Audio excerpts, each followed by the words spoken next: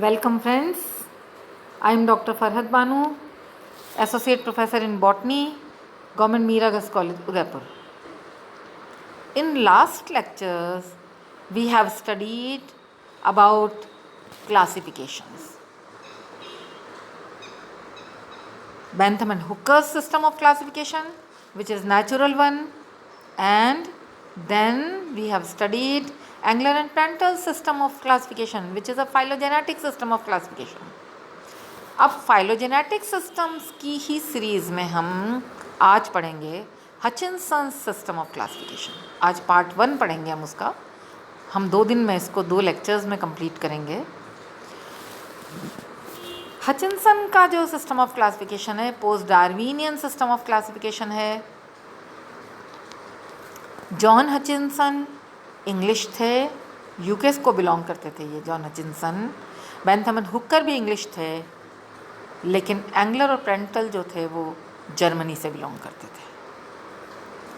Hutchinson ने सबसे पहला अपना क्लासिफिकेशन प्रपाउंड किया था in 1926. Then he revised his system of classification several times in 1948, 59 and 69.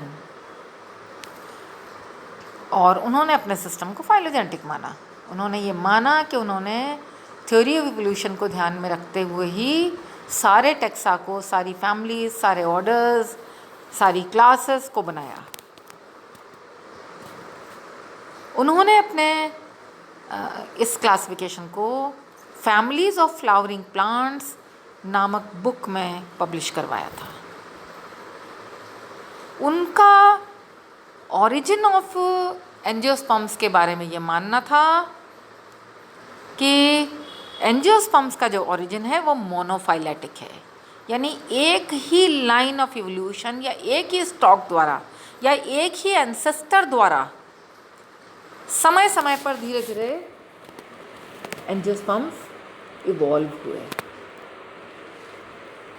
उन्होंने पूरी एक लाइन ऑफ इवोल्यूशन दी थी जिम्नोस्पर्म्स की कि किस तरह से साइकेडेल्स से आगे कॉनिफेरल्स आया, गिंगोएल्स आया, टेक्सेल्स जो है वो भी उसी में कॉनिफेरल्स में ही है वो। तो उन्होंने पूरी एक लाइन ऑफ इवोल्यूशन दी थी और आगे बढ़ते हुए उन्होंने ये कहा था कि प्रो एंजियोस्पर्म है जो एंसेस्टर है एंजियोस्पर्म्स का। और उसी से प्रो एंजियोस्पर्म हाइपोथेटिकल एक काल्पनिक है उनका, जिसका कोई अभी फॉसिल रिकॉर्ड नहीं है, कोई ऐसा प्रमाण नहीं है, लेकिन उन्होंने ऐसा माना था कि एक प्रो एंजियोस्पर्मिक एंसेस्टर था और उससे सारे एंजियोस्पर्म्स इवॉल्व हुए। एक सबसे इम्पॉर्टेंट बात इनके क्लासिफिकेशन की ये है कि he followed basis guiding principles about evolutionary trend.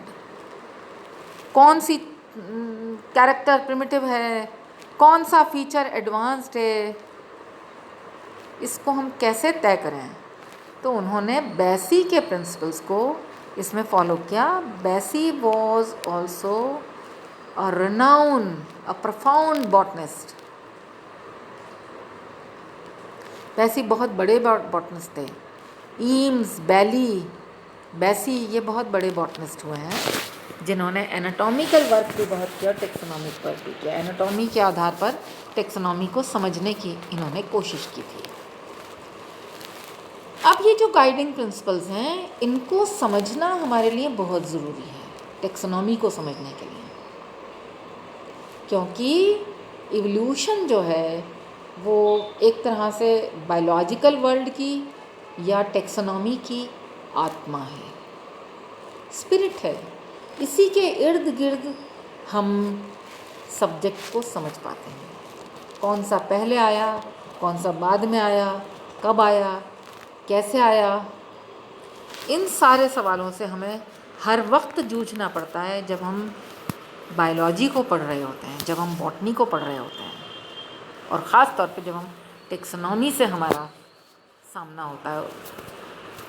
तो उनका ये मानना था कि इवोल्यूशन जो है, आप फर्स्ट प्रिंसिपल को देखिए, evolution is not always upward. Degradation भी हो सकता है इवोल्यूशन में। Evolution is not always upward. Upward से उनके मायने हैं कि इवोल्यूशन का मतलब सिंपल से कॉम्प्लेक्स हमेशा नहीं होता है। कई बार कॉम्प्लेक्स से सिंपल की तरफ भी इवोल्यूशन हो सकता है।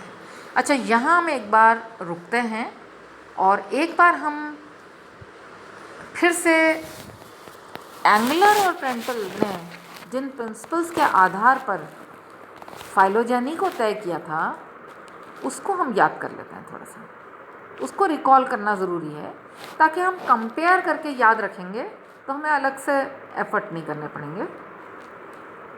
आप ये याद करिए कि एंगलर और प्रेंटल ने प्रिमिटिव किन कैरेक्टरिस्टिक फीचर्स को माना था।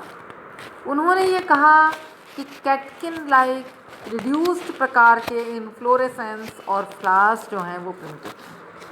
एमेंटिफेरी की बात उन्होंने करी, डाइकॉट के संदर्भ में, मोनोकॉट के संदर्भ में भी उन्होंने उन्हीं फैमिलीज़ को आगे रखा जिनमें सिंपल प्रकार के फ्लावर्स थे। अब वो रिड्यूस्ड शब्द वो नहीं इस्तेमाल करेंगे।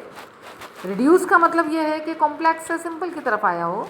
वो कहते हैं कि जो सिंपल है, जो छोटा है, जो कम पार्ट्स वाला है, जो लाइट है, हल्का है, वो प्रिमिटिव है। उनका कहना है कि यूनिसेक्सुअल फ्लावर प्रिमिटिव है, बाइसेक्सुअल फ्लावर है एडवांस्ड है। उनका कहना है कि 2 चक्र यदि पाए जाते हैं फ्लावर में, कैलिक्स और कोरोला के यानी पेरियंथ के, तो वो प्रिमिटिव एडवांस्ड कैरेक्टर है। प्रिमिटिव होने का मतलब ये है कि या तो दोनों चक्र एब्सेंट हों, दोनों वर्ल एब्सेंट हों, या केवल एक वर्ल ही पाए जाए, मतलब ए पेटेली को उन्होंने प्रिमिटिव माना था। एनिमोफिली यानी वायु परागण को उन्होंने प्रिमिटिव माना था। अब हम यहाँ देखते हैं वापस से, ये बात कह रहे हैं कि इवोल्यूशन हमेशा अपवर्ड नहीं है एंगलर एंड प्रेंटल की तरह। कई बार कॉम्प्लेक्स से सिंपल की तरफ रिडक्शन भी हो सकता है। दूसरी बात बहुत इम्पॉर्टेंट, आप ये देखिए, जो सेकंड पॉइंट है वो भी बहुत इम्पॉर्टेंट है कि evolution does not involve all organs. Advancing की बात कही, रेट्रोग्रेडिंग की बात करी, 3 बात कर ली इन्होंने एक साथ, एक ही गाइडिंग प्रिंसिपल में। इसको हम इस तरह समझें, यदि हमारा शरीर है और हम इवॉल्व हो रहे हैं, हमारे शरीर का हर ऑर्गन इवॉल्व हो ये ज़रूरी नहीं है। हो सकता है हमारे शरीर का कोई ऑर्गन हज़ारों साल बाद भी वैसा ही रहे, स्टेटिक रहे, स्टेबल रहे, लेकिन कुछ ऑर्गन्स ऐसे हो सकते हैं जो सिंपल से कॉम्प्लेक्स की तरफ जा रहे हों। कुछ ऑर्गन्स ऐसे हो सकते हैं जो कॉम्प्लेक्स से सिंपल की तरफ आ रहे हों, रिग्रेस हो रहा हो, रिग्रेशन हो रहा हो। तो प्रोग्रेशन हमेशा ज़रूरी नहीं है। कई ऑर्गन्स हम जानते हैं कि धीरे धीरे ख़त्म हो गए। वो जैसे मान लीजिए वो एम्फीबियंस में थे, निक्टिटाइटिंग मेम्ब्रेन आप देखिए, वो अगर बर्ड्स में थे, अगर लोअर मैमल्स में थे। बहुत सारे ऑर्गन्स ऐसे हैं जो हमारे शरीर में वेस्टिजियल ऑर्गन्स की तरह है। अपेंडिक्स को देख लीजिए, चाहे बहुत सारे ऑर्गन्स हैं। यानी कि रिडक्शन भी संभव है, प्रोग्रेशन भी संभव है, और कोई ऑर्गन वैसा का वैसा रहे हज़ारों लाखों साल बाद भी, ये भी संभव है। तो कोई ऑर्गेनिज्म अगर इवॉल्व हो रहा है, इसका मतलब ये नहीं है कि उसका हर पार्ट इवॉल्व हो रहा है, हर ऑर्गन इवॉल्व हो रहा है, ऐसा नहीं है। फिर ये कहते हैं, इसके साथ ही हम 5वां वाला पॉइंट देख लेते हैं। ये कह रहा है 5वां पॉइंट कि evolution is consistent up to the end of the phylum. असल में हायर रैंक में उस समय फाइलम शब्द अलाउड था। अलाउड का मतलब international code of botanical nomenclature ने इसको बाहर नहीं किया था। तो फाइलम का अर्थ ये है कि कोई भी बड़ा ग्रुप हायर जो ग्रुप है, हायरार्की में जो ऊंचा है, उसमें यदि एक बार किसी ऑर्गन में कोई ट्रेंड सेट हो गया तो वो उसके अंत तक रहेगा। इस पॉइंट को हम एग्जाम्पल से समझते हैं। जैसे हम ये कहते हैं कि एल्गी में यदि हम सेक्स ऑर्गन्स को देखें तो लोअर एल्गी में सेक्स ऑर्गन्स कम डेवलप्ड हैं, सिंपल प्रकार के हैं। लेकिन हायर एल्गी की तरफ जब हम जाते हैं तो हमें वेल डेवलप्ड बड़े कॉम्प्लेक्स प्रकार के सेक्स ऑर्गन्स मिलते हैं। लेकिन फंजाई में आप ये देखिए कि लोअर फंजाई में यदि सेक्स ऑर्गन्स हाईली डेवलप्ड हैं तो हायर फंजाई में जाते जाते वो ज़्यादा सिंपल हो जाते हैं। अंत में तो सेक्स ऑर्गन्स रहते ही नहीं है, सोमेटोगेमी चालू हो जाती है। तो एक बार यदि कोई ट्रेंड सेट हो गया है तो वो ट्रेंड वैसा ही चलेगा। फैमिलीज़ में हम ये सब चीज़ें देखेंगे। यदि कम से ज़्यादा पॉलीमेरी से ओलिगोमेरी से यदि पॉलीमेरी की तरफ ट्रेंड गया है तो वो वैसा ही ट्रेंड रहेगा। जेनरा में देख सकते हैं, फैमिलीज़ में देख सकते हैं, ऑर्डर्स में देख सकते हैं हम।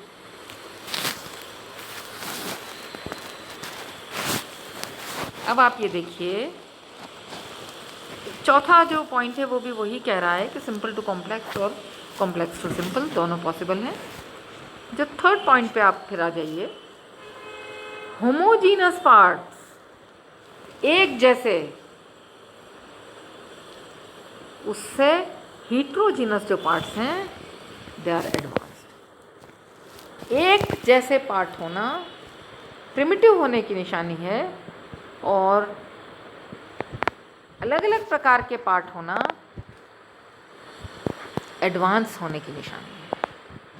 जैसे कि एस्ट्रेसी फैमिली हम पढ़ेंगे तो एस्ट्रेसी फैमिली में हम ये देख सकते हैं कि एक कैपिटुलम ऐसा हो सकता है जिसमें सारे फ्लावर्स जो हैं वो एक जैसे हों, डिस्क और रे फ्लोरेट का कॉन्सेप्ट नहीं हो। दूसरा, डिस्क और रे फ्लोरेट्स हों तो हम डिस्क और रे फ्लोरेट्स वाले को हम एडवांस्ड मानेंगे। नेक्स्ट, उनका ये कहना है कि green plants primitive, non green plants advanced, woody plants यानी ट्रीज़ को वो प्रिमिटिव मान रहे हैं, हर्ब्स को वो एडवांस मान रहे हैं। हर्ब्स में भी जो बहुवर्षीय हैं वो प्रिमिटिव हैं और एनुअल जो हैं वो एडवांस्ड हैं।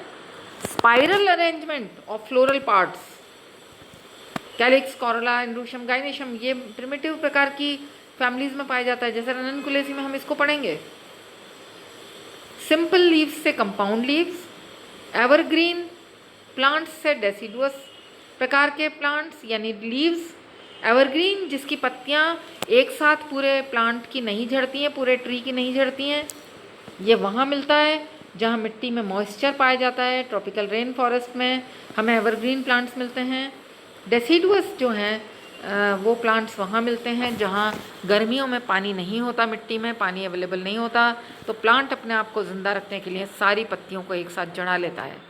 जैसे हमारे यहाँ जो फॉरेस्ट हैं उनमें अधिकतर जो ट्रीज़ मिलेंगे वो डेसिडुअस प्रकार के मिलेंगे। कुछ कुछ ट्रीज़ ही हमें एवरग्रीन यहाँ पर देखने को मिलेंगे, क्योंकि गर्मियों में सूखा हो जाता है, मिट्टी में पानी उतना अवेलेबल नहीं होता है। जालिका रूपी शिराविन्यास से पैरेलल शिराविन्यास की तरफ आता है ट्रेंड। पेटली से पेटली, पेटल्स प्रेजेंट से पेटल्स एब्सेंट, पॉलीपेटली से गमोपेटली, एक्टिनोमॉर्फिक से जाइगोमॉर्फिक, हाइपोगाइनी से एपिगाइनी, हम इसको समझ चुके हैं। जहाँ ओवरी की पोजीशन सबसे ऊपर होती है, सुपीरियर होती है, वो फ्लावर हाइपोगाइनस फ्लावर कहलाता है। एपिगाइनी जहाँ ओवरी नीचे होती है और बाकी पार्ट सारे ऊपर होते हैं। एपोकार्पी, एपोकार्पस कंडीशन हमेशा प्रिमिटिव प्रकार की फैमिलीज़ में मिलेगी, जैसे रननकुलेसी में हम इसको पढ़ेंगे। सिनकार्पस कंडीशन यानी जहाँ कार्पल्स जो हैं वो सारे के सारे आपस में यूनाइटेड हैं, वो एडवांस कैरेक्टर है। पॉलीकार्पी से ओलिगोकार्पी यानी अधिक भाग होने से कम भाग होना। एंडोस्पर्मिक सीड से नॉन एंडोस्पर्मिक सीड, भ्रूण पोष प्रेजेंट जिन सीड्स में होता है वो प्रिमिटिव सीड्स होते हैं। एम्ब्रियो छोटा होना प्रिमिटिवनेस है। स्टेमन का फ्री होना प्रिमिटिवनेस है। बाइसेक्सुअल फ्लावर से यूनिसेक्सुअल फ्लावर की तरफ ट्रेंड जाता है, यानी डाइक्लाइनस फ्लावर। और मोनोइशियस से डायोशियस की तरफ जाता है। मोनोइशियस यानी कि एक ही प्लांट के ऊपर मेल और फीमेल दोनों प्रकार के फ्लावर्स यदि होते हैं, जिसको हम हिंदी में द्विलिंगाश्रयी बोलते हैं। थोड़ा सा कन्फ्यूजन हो जाता है, वहाँ कहने का तरीक़ा अलग है।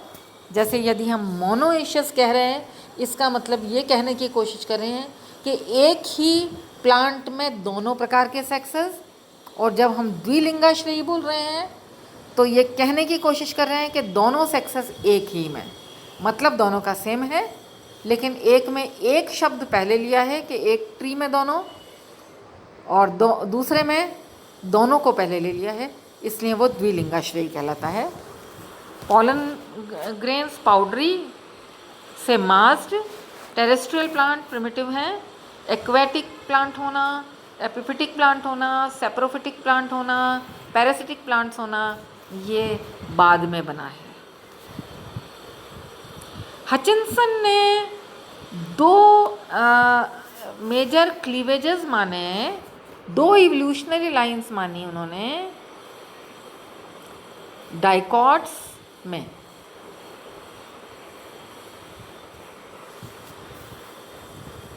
दरअसल फाइलम एंजियोस्पर्मी को उन्होंने डाइकॉट्स और मोनोकॉट्स में बांटा, लेकिन उनका ये मानना था कि जो वुडी प्लांट्स हैं, जो ट्रीज़ हैं, वो एक अलग लाइन से आगे डेवलप हुए, यानी एंजियोस्पर्म्स तो एक ही लाइन से आए, लेकिन प्रो एंजियोस्पर्म्स के बाद जो लाइन ऑफ इवोल्यूशन चली उसमें दो लाइंस चली, एक ने ट्रीज़ बनाए और दूसरे ने हर्ब्स बनाए। उनका ये जो कन्विक्शन था वो बहुत ही स्ट्रॉन्ग था, और ख़ास तौर पे डाइकॉट्स के लिए उन्होंने कहा, मतलब उनका फर्म बिलीफ था कि पैरेलल ही चली हैं ये दोनों लाइनें, और दोनों ने अलग प्रकार के फाइला बनाए हैं, अलग प्रकार की फैमिलीज़ बनाई हैं। इस कारण उन्होंने क्या किया कि जब अपने क्लासिफिकेशन को रिवाइज़ किया, शुरुआत में ऐसा नहीं था। शुरुआत में तो एंगलर एंड प्रेंटल की तरह उन्होंने आर्चीक्लेमाइडी और मेटाक्लेमाइडी का कॉन्सेप्ट दिया था, लेकिन बाद में जब उन्होंने रिवाइज़ किया अपने क्लासिफिकेशन को, तो उन्होंने डाइकॉट की दो ग्रुप्स बना दिए, एक लिग्नोसी और दूसरा हर्बेसी। यानी एक ऐसा ग्रुप जिसमें कि वुडी प्रकार के ग्रुप्स आ जाते हैं, फैमिलीज़ आ जाती हैं, और दूसरे वो जिनमें हर्बेशियस फैमिलीज़ आ जाती हैं। आज बस इतना ही। थैंक्स।